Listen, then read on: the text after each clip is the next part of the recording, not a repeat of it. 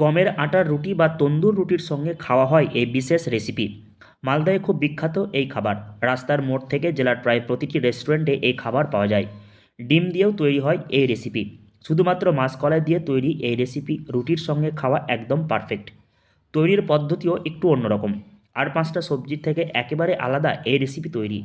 সবার প্রথমে এই রেসিপি তৈরির মশলা তৈরি করে নিতে হয়। তারপর পরিমাণ মতো তৈরি করে রুটির সঙ্গে পরিবেশন করা হয় এই খাবার।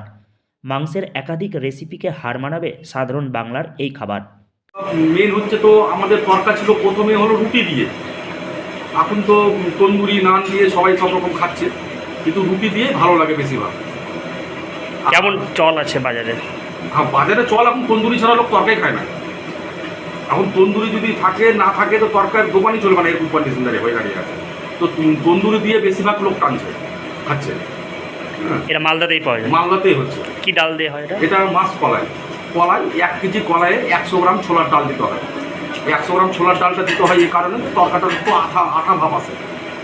এ খাবার তৈরির প্রধান উপকরণ মাসকলাই, সঙ্গে পেঁয়াজ, রসুন, টমেটো মূল মশলা, তার সঙ্গে আদা, মিট মশলা, লঙ্কা গুঁড়ো, কাঁচা লঙ্কা সহ অন্যান্য মশলার প্রয়োজন হয়। কি এই রেসিপি জানেন? যদি না জানেন তবে ভালোভাবে জেনে নিন এই রেসিপি তৈরির পদ্ধতি। তাহলে আপনি বাড়িতে বসেই তৈরি করতে পারবেন সুস্বাদু এই খাবার। সবার প্রথমে মাসকলাই ভালো করে জলে সেদ্ধ করে নিতে হবে। সেদ্ধ করে ভেঙে নিতে হবে।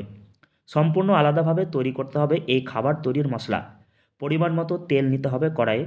তেল গরম হলে সবার প্রথমে রসুন কুচি দিতে হবে। রসুন কুচি লাল হয়ে আসলে তার মধ্যে দিতে হবে কাঁচা লঙ্কা কুচি। কিছুক্ষণ ভেজে নিয়ে পরিমাণ মতো পেঁয়াজ দিতে হবে। প্রথমে সিদ্ধ করতে হয়, সিদ্ধ করে আলাদাভাবে রাখতে হয়। রেখে আমাদের একটা মশলা তৈরি করতে হয়। মশলাতে প্রথমে দিতে হয় রসুন। তেল হিট করে প্রথমে দিতে হয় রসুনটা যখন লাল হয়ে আসবে তখন দিতে হবে কাঁচা লঙ্কা, কুচি কাঁচা লঙ্কা দিতে হবে। কাঁচা লঙ্কাটা একটু সময় দিয়ে তারপর দিতে হবে তোমাকে পেঁয়াজ দিয়ে তারপর পেঁয়াজটা মোটামুটি 5-10 মিনিট একটু যখন নরম হতে ধরলো তখন দিতে হবে আদা দিবার 5-10 মিনিট পর তারপর দিতে হবে টমাটো দেওয়ার পর একটু কষার পর তারপর দিতে হবে আমাদের একটা বিরিয়ানি বলে একটা মশলা আছে। সেই মশলা আলাদাভাবে মাংসের মতো মশলা তৈরি করা হয়। সেটা তরকাকে ফাইনাল নিয়ে আসতে গেলে, খাবার মতো নিয়ে আসতে গেলে এবার তরকা আপনাকে ছোট কোনো পাত্রতে বা কড়াইয়ে কলাইটাকে যে সিদ্ধ কলাইটা যে রাখা আছে সেই সিদ্ধ কলাইটাকে আলাদাভাবে একটু সামান্য একটু ভেঙে নিতে হবে। ভেঙে ফ্রাই প্যানের মধ্যে নিয়ে আগে একটু তেল দিতে হবে। তেল দিয়ে একটু কুচি টমাটো দিতে হবে। দিয়ে অল্প করে যে মশলাটা বললাম সেই মশলাটা অল্প করে পরিমাণ দিতে হবে। এখানে মেশাতে হবে টমেটো, আদা বাটা, লবণ, হলুদ, মিট মশলা সহ অন্যান্য মশলা।